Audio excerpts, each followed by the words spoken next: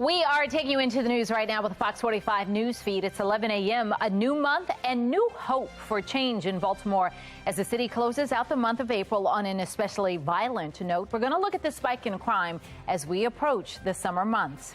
New calls for transparency in city government, the local leader who is calling for change. And banning plastic bags, the new rules those in Anne Arundel County could soon see, and how that compares to neighboring areas. Fox 45 News Midday starts now. Live from WBFF in Baltimore, this is Fox 45 News Midday. Thanks for joining us for Fox 45 News Midday. I'm Patrice Sanders. We begin with breaking news this morning. City leaders are expected to announce the major takedown of a drug trafficking group. This is a live look from downtown where any minute now, Baltimore City State's Attorney Ivan Bates is expected to make that announcement. He will be joined alongside Police Commissioner Michael Harrison. As soon as this begins, we will bring that to you live. A new month and new hope for change as the city closes the chapter on what has been the most violent month since last summer. On the final days of April, 2 people were killed, 5 others hurt in shootings, including one that happened during a robbery at a T-Mobile store in Canton. Police say someone shot an employee before then stealing from several customers and running away. April saw more than 70 shootings, according to Fox 45 News data. That is now the most non-fatal shootings in a month since last summer. To date this year, 195 people have been shot. That is down from this time last year. But the difference is we are now seeing a spike in juvenile crime. 32 of the victims are between 9 and 17 years old. The mayor says the city will start to enforce its youth curfew on Memorial Day weekend. As crime continues, there are ongoing calls for transparency in the city. One city councilman is pushing a new bill that would show exactly how local leaders are spending your tax dollars. As Taylor Stewart shows us, the bill is being introduced today. Taylor.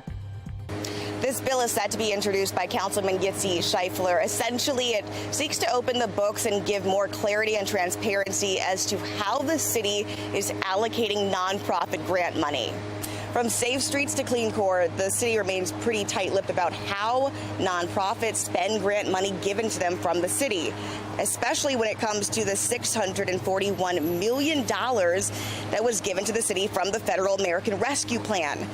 This bill would essentially require the recipients of city-approved grants to submit documentation. The Board of Estimates would then take that documentation and share what's appropriate online. While we've pressed city leaders several times about how nonprofit spending is approved, we've never got clear answers. Councilman Yitzi Scheifler says the same goes for him and council members, which is why he's confident it will get support. We know that there's a lot of money that's going out the door to these groups, and there's a lot of great things happening, but we want to see sometimes when there's questions being asked that we don't have the answers to, it all should be just made available in a very easy format for people to go and see where that money is going. The Clean Core initiative introduced by Mayor Scott utilizes nearly $15 million from Baltimore's American Rescue Plan funding. It's to help clean up neighborhoods throughout the city. Take a look where that money is going. Scheifler says that more transparency will give everyone a better idea as to how effective these investments are. Again, that is going to happen tonight. That bill will be introduced. We'll, of course, bring you the latest coverage. That's the latest for now. Taylor Stewart, Fox 45 News. Well, we want to hear from you. Do you think the city needs to be more transparent about how nonprofits spend taxpayer dollars? So far, 96% of voters say yes. Head to foxbaltimore.com/vote to weigh in. And stay with Fox 45 News. Mackenzie Frost will be at today's City Council hearing when Councilman Schleifer's bill is introduced. We'll have complete coverage on Fox 45 News at 10 and on our website, foxbaltimore.com. Happening today, Maryland Delegate Kaylin Young will be in court for a second-degree assault charge. This allegedly happened during an LGBTQ town hall in November. Olivia Dance brings us a closer look at the charge and exclusive video obtained by Fox 45 News. Olivia. The man accusing Young says the delegate used force to physically remove him from the event. Now, it happened right here inside the Reginald F. Lewis Museum during a town hall, and Young will stand trial today at the District Court for Baltimore City. Fox 45 News obtained exclusive video of the incident from a town hall attendee. You're looking at that video right there on your screen. It shows Delegate Young with his hand on the man's upper back, encouraging him to leave the venue. His accuser claims that Young, quote, put his hands on me twice and with force physically removing me from a public event, end quote. Now, Delegate Young's attorney responded to the video in a statement saying, in part, the video shows that Delegate Young, a freshman delegate for Baltimore City, did not commit any assault as alleged in the statement of charges. Of course, you can read that full statement and get updates about today's trial on our website at foxbaltimore.com. We also reached out to the Baltimore City State's Attorney's Office for comment. So far, though, we haven't heard back yet. For now, reporting in Baltimore, I'm Olivia Dance, Fox 45 News, Midday. All right, we want to go back to that breaking news downtown. City leaders talking about the takedown of a major drug trafficking group. Let's listen in to City State's Attorney Ivan Bates. This individual has been indicted on 3 counts of conspiracy, 1 count of conspiracy to distribute fentanyl, volume dealer of fentanyl, and possession of intent to distribute fentanyl. Each one of those counts carries 20 years. Michelle Taylor, she's been indicted on 3 counts as well: conspiracy to distribute fentanyl, distribution of fentanyl, possession of intent to distribute fentanyl. Each one of those counts carries 20 years. Jaden Wingate faces a maximum penalty as well, having been been indicted on 2 counts of conspiracy to distribute fentanyl and 4 counts to distribute fentanyl as well. Each one of those carries 20 years. Kenneth Davis, also known as Kenny Waddy, faces as well 2 counts of conspiracy to distribute fentanyl and distribution of fentanyl. Once again, every one of those counts carries 20 years. And Deshaun Parker, who's indicted on conspiracy to distribute fentanyl, 2 counts of firearm drug trafficking, 2 counts of wear, carry, and transport an illegal handgun about their person, and possession of intent to distribute cocaine as well. That young man is facing 20 years, 20 years, 5 years, one of which carries 5 years without the possibility of parole. A substantial amount of time this entire drug organization is carrying. I must remind everyone that individuals charged by indictment are presumed innocent unless and until they're proven guilty. I want to take a moment to applaud the amazing work of our prosecutors, our Baltimore City Police Department detectives, and our partners in Monzi, the mayor's office. One thing that's very important in fighting crime in our city, we have to go after some of the violent drug organizations. Dismantling a drug trafficking organization requires skillful coordination between law enforcement and prosecutors, as well as persistence and dedication over several months. It's important to note that when we came into office, my administration, we hadn't had a takedown of a drug organization where we worked collaboratively in a while. The prosecutors from our office were some of my first hires. They immediately reached out to the Monsi. They immediately reached out to Baltimore City Police Department. And within our first 100 days, they made the arrest to take down this drug organization. The hard work displayed by Baltimore City Police Department, my narcotics team in this case, has resulted in removal of deadly weapons off the streets of Baltimore, as well as fentanyl. This work and success we do does not occur without the government and law enforcement partnerships working together toward a common goal. One of the things that's also important, we recovered almost a half kilo of fentanyl. That can kill thousands of people in our city. With the number of drug overdose that we see each and every single year in our city, this is a major win for everybody up here. With that stated, I'd now like to turn this over to our Mayor, Brandon Scott. Thank you, Mr. State's Attorney. Good afternoon or good morning, everyone. I am here today in support of this arrest and indictment of these members of this alleged fentanyl drug trafficking organization operating in Southwest Baltimore. And I want to start where the State's Attorney ended. We must all be reminded that overdose is the #1 killer of folks in our city, and this level of fentanyl that we saw could have killed, as you heard, thousands of people. I want to thank our State's Attorney and his entire team for their deep partnership and collaboration, our Police Commissioner, Michael Harrison, our Monsi Director, Director Jackson, all of our partners for collaborating in dismantling illegal operations and taking individuals who actively pose a threat to our communities off the street. These just aren't petty drug dealers. This group has been connected to the proliferation of deadly opioids in Shipley Hill and the surrounding communities, in addition to being associated with known violent activity. Treating the safety of our neighborhoods as a public health issue means going after those who are peddling death and destruction.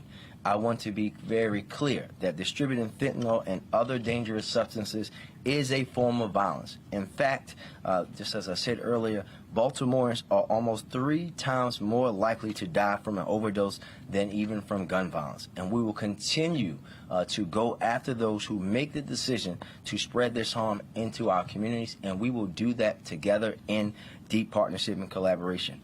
Our commitment to making Baltimore safer requires that partnership and an extensive strategy.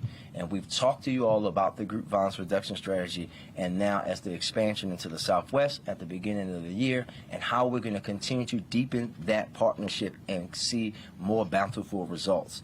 These are the type of outcomes we are yielding through collaboration and leveraging our shared public safety resources.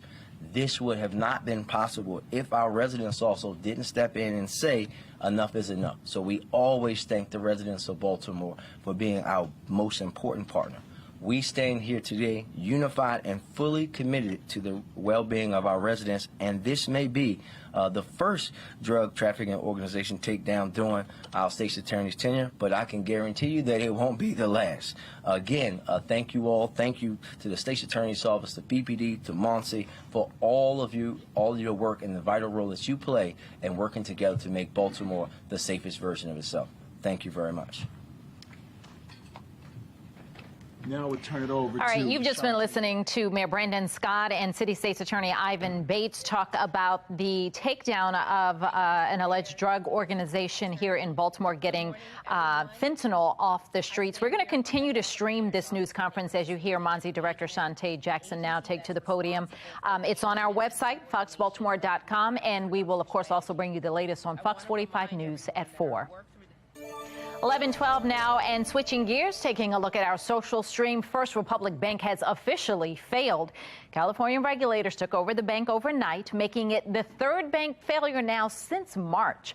JP Morgan Chase, the largest bank in America, will assume all deposits in most of the bank's assets starting as of this morning. First Republic's value has cratered since the banking crisis started in March, falling 97% since the start of the year, and is down even more in pre-markets this morning. Here's what you're saying. Banks are starting to tumble. I already started to pull out my investments out of the market. And another one saying, as a former auditor, where were the auditors? Well, authorities in Texas are turning to the public for help as they hunt for the man accused of killing 5 people Friday night. An $80,000 reward now being offered for information leading to the arrest of 38-year-old Francisco Oropesa.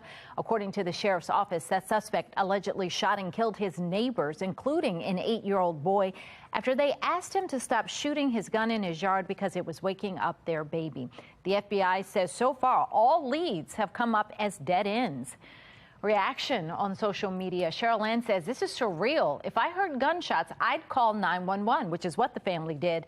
Then again, if the sound of gunshots is normal, then maybe no cops. How horribly sad for this family. Another one, Adele, saying, this country is so tiring and so depressing. Investors are suing Adidas over the company's partnership with Kanye West. The investors say Adidas knew about the risks of its partnership with the rapper years before it cut ties with him. The suit claims the shoe company was aware of the entertainer's troublesome behavior and did not take precautionary measures to limit financial losses if the partnership were to end. Adidas cut ties with the rapper in October after he made anti-Semitic remarks. Reaction on social media. Kay saying Adidas has a fiduciary duty to its shareholders and could have possibly breached that duty by working with Kanye. Shout out to business associations. On the flip side, Adidas getting rid of Kanye was the worst decision ever. Worse than Brexit. That's what another person had to say. We're still ahead. A new warning about taking naps, the negative effects the daytime sleep could have on adults. Tapping your local news. Baltimore County Police are investigating a second murder in less than a week. What those who live in that area are saying about the recent crime. 11:14 now on Fox 45 News Midday.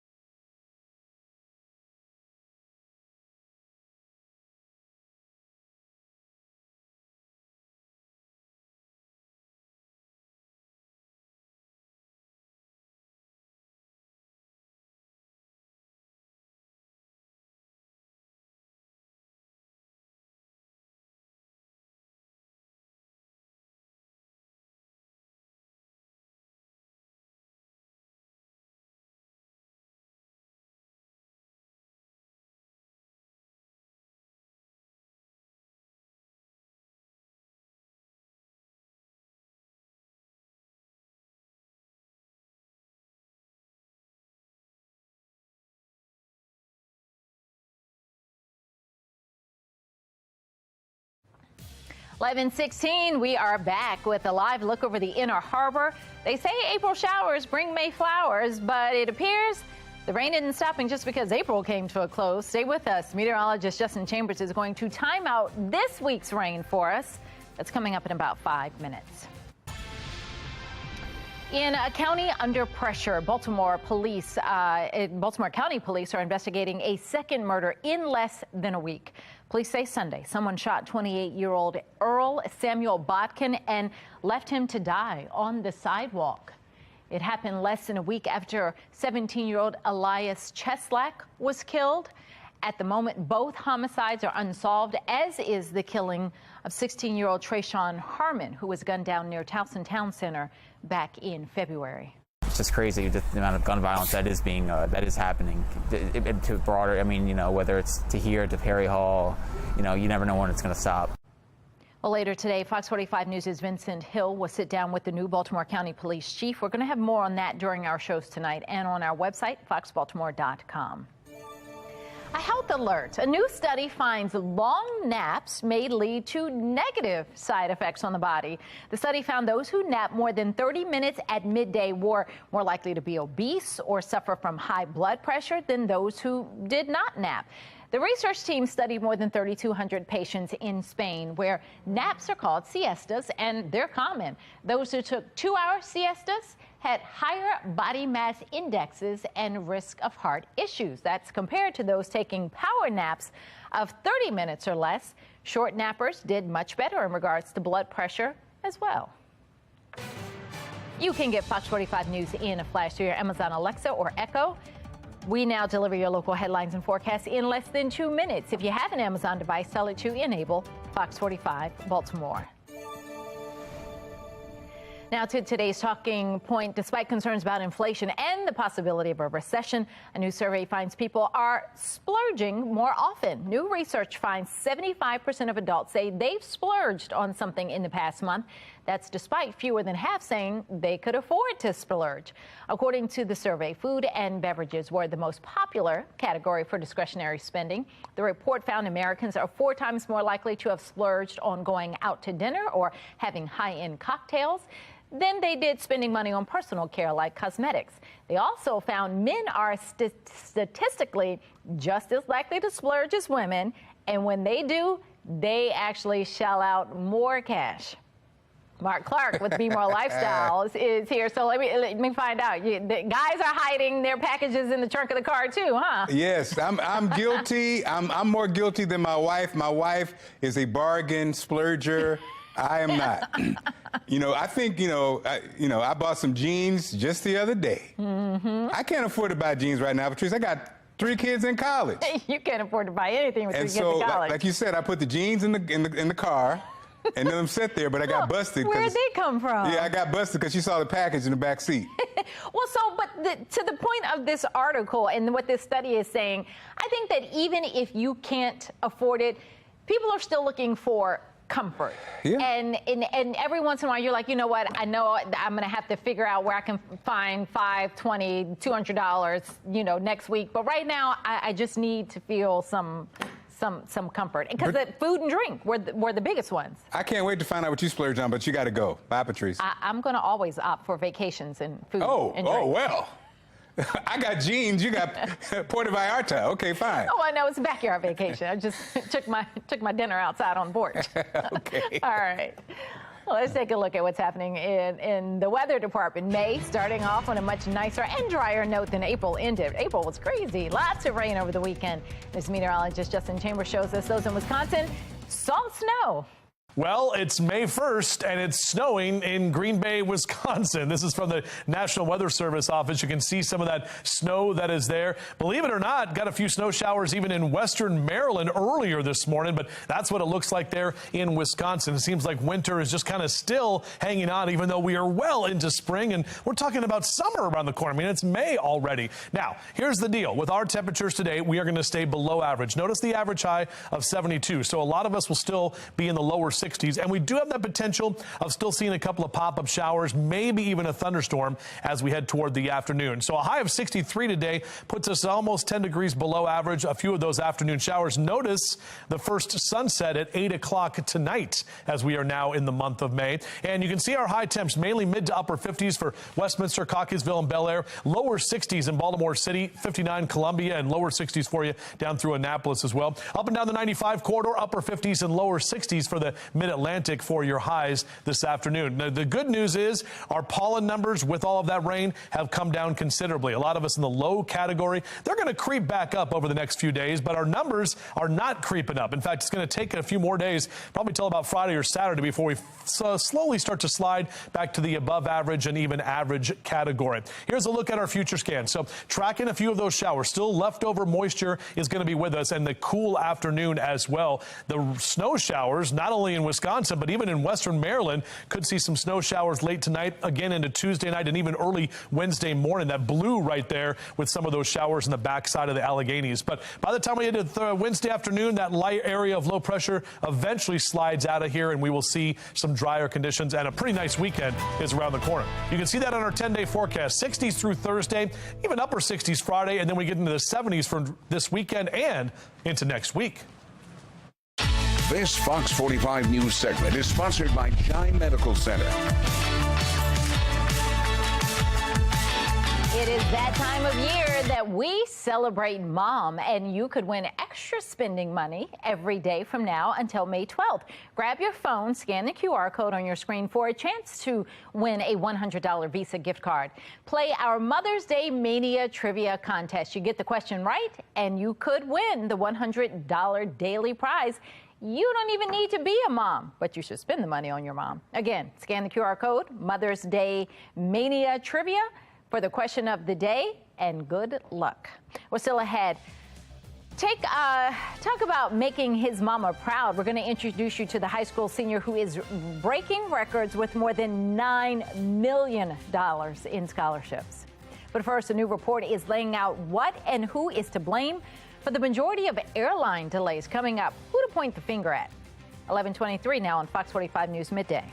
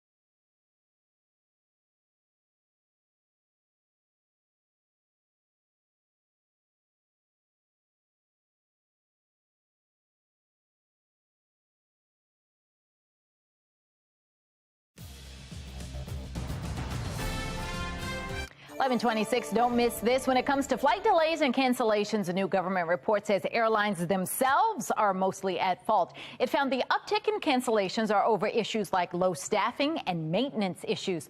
The problems were widespread, but were mostly found at the largest carriers and at budget airlines. Airlines are also taking longer to recover from disruptions like bad weather. Time now for your lunch break. Major congratulations are in order for a 16-year-old high school student in Louisiana who has been offered more than $9 million in scholarships from hundreds of colleges and universities across the country. Dennis Malik Barnes is a senior at the International High School of New Orleans. To date, he has been accepted into 175 colleges and universities and has been offered scholarships from more than 125 schools. According to the Guinness Book of World Records, he's been offered the highest amount of scholarship money than any other student ever. He plans to announce his college decision tomorrow. Amazing young man. That is all the time we have for Fox 45 News Midday. Be more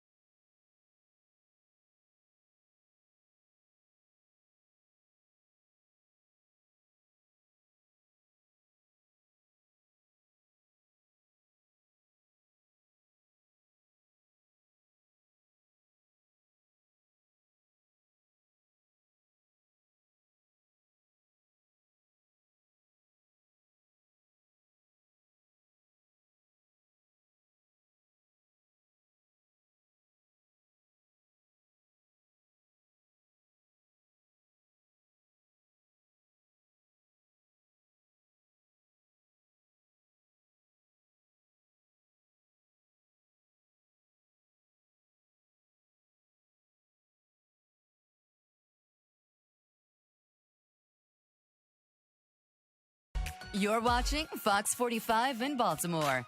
Now live from TV Hill, this is Be More Lifestyle. Hey, what's up, Baltimore? I'm Mark Clark, and this is Be More Lifestyle, live from Studio A at Fox Baltimore. Lady T is here, along with award-winning chef Natasha B. Hey. Good morning, everybody. Let me tell you right now. Okay, you've heard of ghosting, when a date just stops talking to you, but it turns out there's a new dating trend, and singles say it's even worse. It's called being zombied. So apparently when someone from your past texts you out of the blue and tries to come back into your life like a zombie. Chef Tasha B, has this happened to you? It has, and so, you know, you have to recognize the trend, and it's like, no, love now looks like consistency. You know, if someone is really interested in you, they're going to be consistent. They don't want no one else, you know, to come into their spot or position. So if someone's, you know, very inconsistent, in and out, it's just a red flag. They're just wasting time playing games. Lady T, have you been zombied? Yes, I've been zombied, but it's okay, because that zombie, you're dead to me at this point. Okay? Sometimes you just gotta let something go. What did Toni Braxton say? Let it go, let it flow. She said something like that. Let go and let God, because sometimes we be hanging on to things that are already dead. So go Yeah, zombie me. But that means you could be replaced, okay? You could be replaced, okay? I feel bad because I've been married 23. Ain't nobody else trying to reach me. They be like, bye. You got to turn your phone on. You got to turn your notifications on, Mark. That's what you got to do. A financial planner is revealing the biggest money mistakes couples make. They say the #1 mistake people make is not talking about money. You say you should be proactive about your money goals and not wait for there to be a problem. She also warns about fighting over small purchases instead of focusing on big goals for savings or how or if those small purchases play into them. Ooh. Lady T, your thoughts on this? I don't know, because I feel like you should have to talk about money, of course, but if you already know that he's your sugar daddy, you don't need to have that conversation. It's already, the food out implies it, okay? Wow. But we should be having these conversations about money because then you know where someone's financial situation is, how your student loans looking, like do you pay everything off? And one person out the relationship got to have good credit. It can't be me and you having bad credit. One person got to have good credit. Natasha B., you are a business owner. What are your thoughts on this? You know, money is very important. I myself, I don't always like to look at the finances, but if you're not looking at it, if you're not being honest about what you can actually do with your money, I believe the report, it is it's a big mistake. I was married for several years, and the budget meeting was a very important meeting. It was a very serious sit down. Wait, so y'all had a budget meeting between you and the hubby? Yeah, it was budget meetings every week. Every week, man. Budget meetings. Some people don't even do that, though. That's good that y'all were even having meetings. It's like, what? My wife just gives me the look, oh, he ain't got it. We ain't got it. That's really how relationships are. Now, we want you to tell it. Have you ever hidden a purchase from a partner? Vote now on our website, foxbaltimore.com/vote. When you get to the website, make sure you click on our lifestyle tab. You can also vote on our Fox 45 News app, and at the end of the show, we'll see what everybody thinks. Now, a Montana teacher is going viral over her simple explanation of why young kids aren't ready for social media. She says parents need to think back to when they were in middle school and did something embarrassing. She said it was forgotten about in a day or two, but now, thanks to social media, kids can't escape their worst moments. It gets posted to Facebook and shared to Instagram before going viral on TikTok. You don't have any kids, Lady T, but do you agree? I get this. I do understand what they're saying. Yeah. I mean, not if you post it on Snapchat, disappear in 24 hours. So that's not an issue. But the rest of social media, definitely. I think these kids are too young to be on it anyway. What could they really have to say that we need to listen to at this point? Unless you are advocating for something important, I need that child to just sit down and set somewhere. Isn't that what they say? Our parents said, sit down and set somewhere, okay? Well, Lady T, you remember the little boy, what we gonna eat at, boy? You know, that was oh, yeah, that's true. Oh, yeah. rest in peace. I know. Natasha, what do you think about this? You know, when I first read the article, I thought about when I was a kid, and I thought about all of my embarrassing moments, and oh my goodness, I'm so happy that I didn't have social media back then. That's right. Because you literally can go viral for one of your most embarrassing moments, and and recognizing that, I was like, oh my gosh, no way. So, but I have kids, and you know, they kind of want to be they kind of want to be in the mix. They want to be doing with other people. Yeah, they want to be in the mix. Yeah, because they nosy. Kids are nosy. They just want to be in the know. Yeah, I would still kind of recommend that, you know, it's monitored heavily. If your kids are on TikTok, that they don't post everything. I don't even let people post everything of me. No. Yeah, that's right. That makes sense. When I was a kid, my most embarrassing moment would have been viral. Would have been embarrassing. I was in class and I sneezed and got a snot bubble, and that would have went viral. Snot bubbles are normal now. Oh, is that okay. It's a normal thing at this point. Okay, we're going to see you guys later in the show. Still ahead is the new dating show that's flipping the script coming up. We'll go behind the scenes of the hit Fox show, Farmer Wants a Wife. We'll talk to one of the farmers and show you how single farmers are looking for love. And there's nothing worse than opening your car door and being hit with that heat wave of heat. That's true. Coming up, the cool new way to keep your car cool this summer on the way.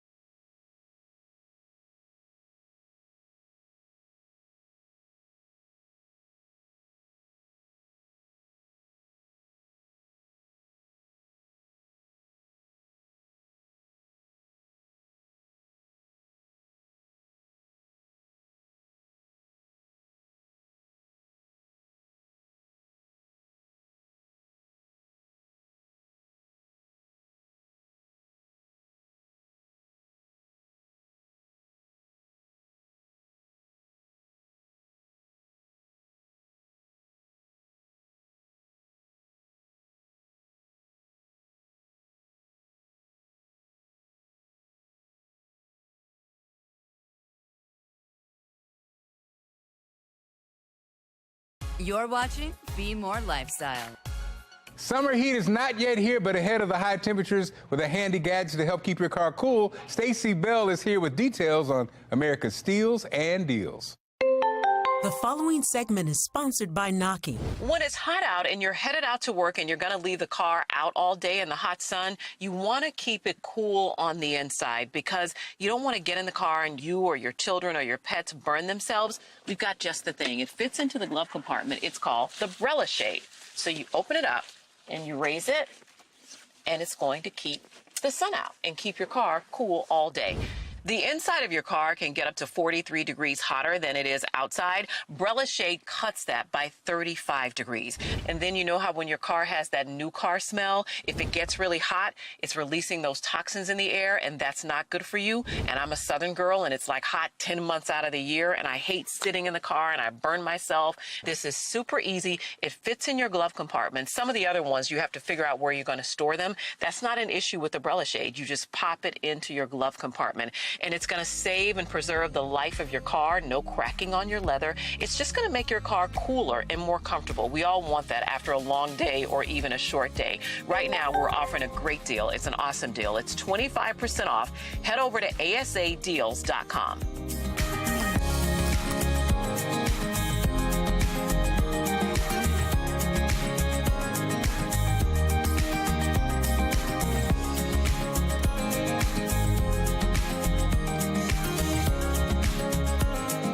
Things are heating up on this season of Farmer Wants a Wife as we approach the most anticipated season finale. Let's take a deeper look into the men of Farmer Wants a Wife. We'll find out what Landon, Alan, Ryan, and Hunter have to say about love at first sight, and then we'll hear about their lifelong relationships with the animals in their lives.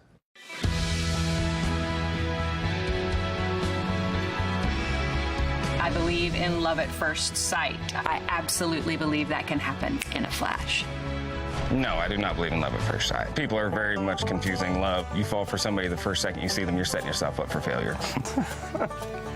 Honestly, I've never had that feeling, so it's hard for me to say that I believe in that. Do I believe it's real for some people? Yes, but, I can't speak from experience. I don't know if I believe in love at first sight. I believe in heavy attraction, and I think that love is really, as you get to know each other, that's when the love grows. So, yeah, I don't know about love at first sight. I don't necessarily think I believe in love at first sight. I know there's times we have that instant connection, but, well, yes and no. Dang it, sorry. I absolutely believe in soulmates. I'm going to sound like the most indecisive person in the world. So I told you I was raised in a barn. They've got puppies, they've got cats, all these horses run so fast. Oh, living on the farm is so gosh darn fun. That girl is trouble covered in trouble, and I am all about it. Being up close and personal with the cows and seeing where he grew up is awesome.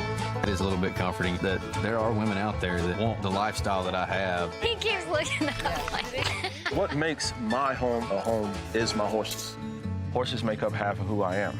They're getting to see an aspect of my life, and seeing the girls enjoy that, that's a big game changer for me. Yes, give me all the kisses. I love animals. I think that this really is the dream, and I absolutely could see myself living here. Farmer Wants a Wife, Wednesdays at 9 on Fox 45. And make sure to check out the penultimate episode of this season right here on Fox 45, Wednesdays at 9. And tune in next week on May 10th for the exciting finale to see if these farmers will find love. Still ahead, Baltimore is full of rich history, and you can learn all about it right here in your backyard. Coming up, we'll take you inside the Lily Carroll Jackson Civil Rights Museum and show you how the civil rights icon is being honored. And we're helping you celebrate Mom. We'll share some special recipes that'll be easy to whip up for Mother's Day. Coming up.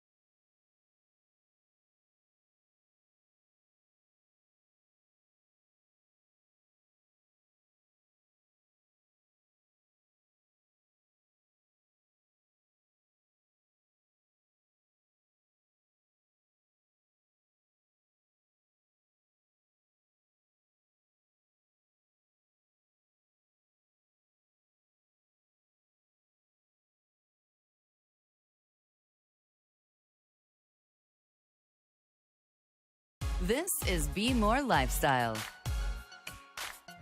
Hey, you guys. All right, so treat your moms to a great feast for Mother's Day, but with a seafood twist. All right, so Chef Natasha B is here showing us how. Welcome to the show, Chef Natasha. Thank you for having me. All right, so this is Maryland moms, their biggest obsession, basically, okay? Seafood, okay? All right, so tell us what's in now and how can we impress the mamas this Mother's Day? All right, so all Marylanders, unless you have an allergy, for the most part, you love seafood.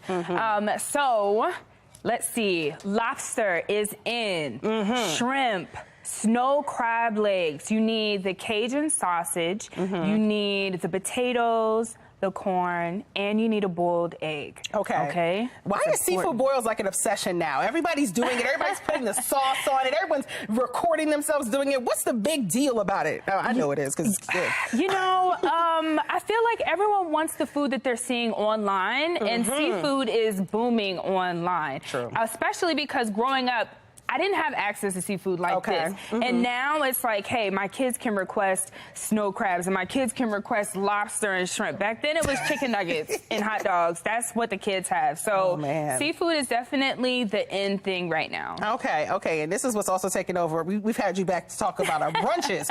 So, you know, she's a seafood extraordinaire. Okay. So what projects do you have coming up? We've already seen the goods over here. What projects do you have coming up? So I still have my mentorship program, and that's where I just take people and I train them on how to do what I do, how to go into someone's home and how to cook and how to present yourself in front of a client.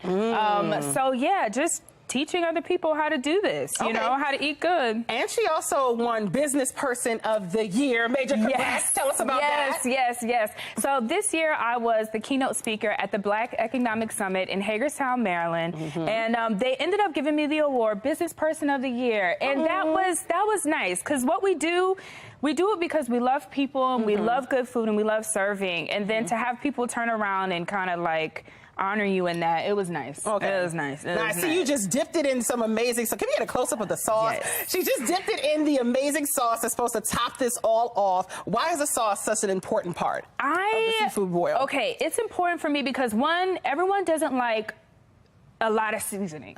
So I keep my sauce on the side so you can add as much as you want. And then the sauce, I have garlic and onion. This is about 3 whole sticks of butter. I like the lemon. I like to squeeze my own lemon on it. You know, and then for those who want to just eat the shrimp without anything, you can do that. Maybe you like simple butter, but I love a Cajun dipping seafood sauce. So is yours spicy? I think a lot of these sauces, they're like really, they got a little kick to it. So yours is spicy? It has to be spicy. It has to be spicy. Another reason you have it on the side is you can add as much or as little as you want. Now, what's something here that some people usually put in is like clams and oysters? Is that something good that you should add, or not everybody eats that? You know what? I say go for it. Try it. Try everything. But this is my favorite. Yes, I love this. This is fantastic. Thank you so much, Chef Natasha. Thank you. All right. An especially nice start to the week after such a wet weekend. Here's meteorologist Justin Chambers with your best weather in America. A beautiful sunrise. What's up, Justin? Well, checking your weather across the region and some of the best weather, well, Alabama. You can see this shot right here, an early morning shot from my buddy Dave down there in Alabama. You can see that sun that is nice and bright over the horizon. We got to experience that here this morning. Nice to show you those morning sunrise shots as we always do on Fox 45 Morning News. Breezy and mild, though, as we head toward the afternoon. And those clouds have been kind of loitering through the morning time. That means we still have the potential for a few showers. Still unsettled weather left over in the atmosphere. Temperatures are staying below average, not only today, but for the next couple of days as well. So overall, typically our temperatures are in the lower 70s for the 1st of May. We're going to be in the lower 60s this afternoon. And with the wind, it's going to feel even colder than that. So upper 50s, lower 60s across Carroll and Baltimore counties for your highs. Overall, those numbers down for Howard and Anne Arundel counties, maybe a little bit warmer, but Columbia and Elkridge over to Odenton and Glen Burnie all staying in those lower 60s throughout your Monday. Now, the good news with the rain that we had over over the weekend. We got more than 2 inches in some spots. Pollen numbers have come down considerably as that air is nice and cleaned out. But we know as we get drier, they're going to inch back up into that moderate and high category. Temperature tracker numbers staying below average as well, but eventually sliding back toward the average line by Friday and Saturday. And right as we head to the weekend and early next week, you're going to see a nice increase in those temperatures. Here's that future scan. So an upper level low causing all of these weak disturbances to kind of stay with us here. That's why the wind is going to pick up today, and we still have that chance for a few showers. And that's going to continue into tomorrow. This is a trough of low pressure right there, basically right over the top of us, still with that wind that will be around. Wednesday, that low starts to creep out a little bit, and eventually will be sliding off toward the east. And by Thursday, we'll get a ridge of high pressure back in that will help to kind of flush all that moisture out and finally bring us some drier air and also less wind. Look at these numbers here. For the next few days, numbers stay in the lower 60s, but eventually warming up. We get 70s for Saturday and Sunday, and even warmer early next week. The Lily Carroll Jackson Civil Rights Museum is honoring a civil rights icon and keeping the rich history of Baltimore's civil rights movement alive. We visited Associate Director and Curator Iris Lee Barnes to learn more about Dr. Jackson's impact. Lily Carroll Jackson was referred to as the mother of the civil rights movement. She called herself a freedom fighter.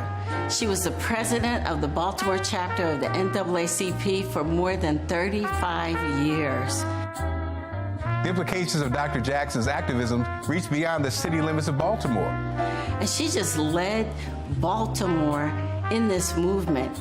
And a lot that happened in Baltimore impacted the nation. So Baltimore was a leader. She, along with her allies, led this effort to desegregate various areas of our lives. And so we're so thankful for all her work. And the museum isn't just any old house. The Lily Carroll Jackson Civil Rights Museum was Lily Carroll Jackson's former home. And she had visitors such as Martin Luther King, Rosa Parks, Thurgood Marshall, and her son-in-law, Clarence Mitchell, and her daughter, all of these individuals who were instrumental in the civil rights movement. And she wasn't called the mother of the civil rights movement for nothing. You could not be a child or grandchild of Lily Carroll Jackson and not be involved in the NAACP and this civil rights movement. This was a family effort, a community effort. She had allies from ministers to lawyers, all kinds of community leaders who participated in this process, but certainly the family was at the helm. While the museum serves as a reminder of Jackson's work, Barnes wants visitors to walk away with something applicable to their own life. Lily Carroll Jackson's legacy is so important. What she left behind is a message for us, and we have it on the wall here. Service to your people is the rent you pay for living on this earth. And what she meant by that is we all have a role to play. We all can do something important and make a difference no matter what age you are. And she expected us to. It's our obligation to do something to make this a more equitable world for everyone. We invite everyone to come visit us at the Lily Carroll Jackson Civil Rights Museum. We are located at 1320 Utah Place, and we're open Wednesdays, Fridays, and Saturdays. And if you want to bring a group, sign up on our website. But we are here to greet you, so come on over. Still ahead, a financial expert is calling it the biggest money mistake couples can make. Coming up, what it is and if you've ever done it.